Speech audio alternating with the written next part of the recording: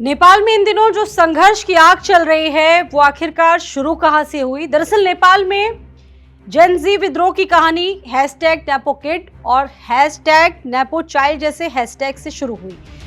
ये बहुत सारे लोगों को पता होगा, लेकिन सबसे बड़ा सवाल ये है कि आखिरकार इसकी तह कहां से शुरू हुई। नेपाल में 5 से लेकर 7 सितंबर के बीच आखिरकार ऐसा क्या हुआ कि ये क्रांति इतनी ज्यादा बढ़ गई और संघर्ष की स्थितियां सड़कों से लेकर ऊपर तक तमाम जगहों पर आ गई और ये विद्रोह की आग धीरे धीरे भड़कती ही जा रही है, खत्म होने का नाम नहीं ले रही है।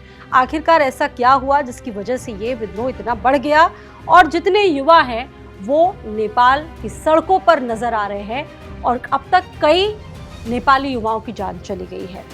और इस बीच एक बड़ी अपडेट हम आपको ये भी यहाँ पर बता दें कि सरकार वहाँ पर गिर चुकी है। प्रधानमंत्री ने इस्तीफा भी दे दिया है और सोशल मीडिया प्लेटफॉर्म पर, हालांकि 26 प्लेटफॉर्म सोशल मीडिया के बैन कर दिए गए थे, उसके बाद कुछ को बहाल कर दिया गया, लेकिन उसके बाद भी जो युवा है उनका गुस्सा खत्म नहीं हो रहा। प्रदर्शन जारी है। आपने देखा होगा कि राष्ट्रपति के सचिव से लेकर जगह जगह कई मंत्रियों के निवासों स्थलों पर भी हमले किए गए, आगजनी कर दी गई और वहां पर प्रदर्शन की आग फैलती चली गई है। और आपको ये भी बता दें कि नेपाल से एकदम ये विवाद, आखिरकार ये विद्रोह कैसे खड़ा हुआ, जहां पर बड़ी संख्या में लोग इकट्ठा हो गए, मंत्रियों को कुर्सी छोड़कर तक भागना पड़ा। और इस प्रदर्शन में जो चीज़ें निकलकर सामने आई, इस विद्रोह की कहानी आखिरकार शुरू कहाँ से हुई, आपको आज उसी कहानी से हम रूबरू कराने की कोशिश कर रहे हैं। दरअसल नेपाल सरकार ने विदेशी सोशल मीडिया कंपनियों को 7 दिनों के लिए अपने देश में पंजीकरण कराने का एक फरमान दे दिया था। ये कहानी बस यहीं से शुरू हुई।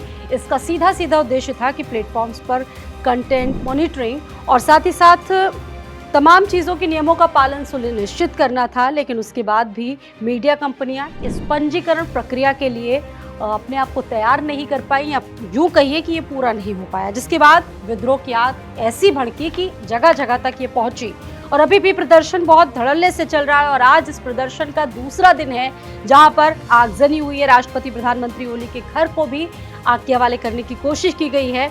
और इस बीच यहाँ पर ये स्थितियां हैं कि 4 मंत्रियों को अपने इस्तीफे दे दिए गए हैं और आज वहां पर प्रधानमंत्री ने शाम को ही एक सर्वदलीय बैठक बुलाई थी, लेकिन उससे पहले इस्तीफा हो चुका है नेपाली प्रधानमंत्री का।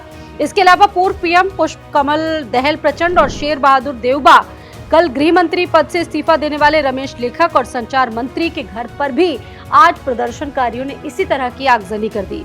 सरकार के इस्तीफे का सिलसिला भी शुरू हुआ और कई मंत्रियों ने इस्तीफा दिया। दरअसल पूरे देश में भ्रष्टाचार को लेकर जो आग भड़की, उसके बाद सोशल मीडिया पर बैन लगाने का विरोध भी जबरदस्त तरीके से चलता रहा और ये विरोध प्रदर्शन जारी रहा है। अब तक 25 से ज्यादा युवा जो लोग हैं उनकी जानें जा चुकी हैं। सबसे बड़ी बात यह है कि जो जनरेशन Z है, जेन जी जिसको कहा जाता है, 1997 से लेकर 2012 तक जिनका जन्म होता है, उन लोगों को जनरेशन Z के नाम से जाना जाता है।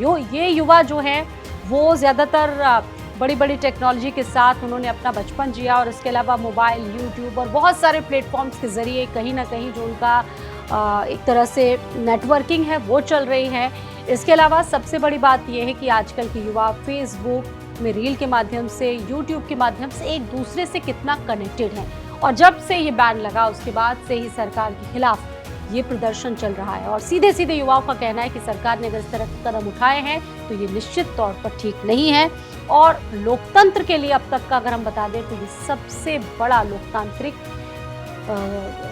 लोकतंत्र के खिलाफ ये हमला कहा जाएगा। और अगर फिर भी सरकार इससे चेतती नहीं है तो आप समझिए कि कितनी हिंसक स्थिति हो सकती है।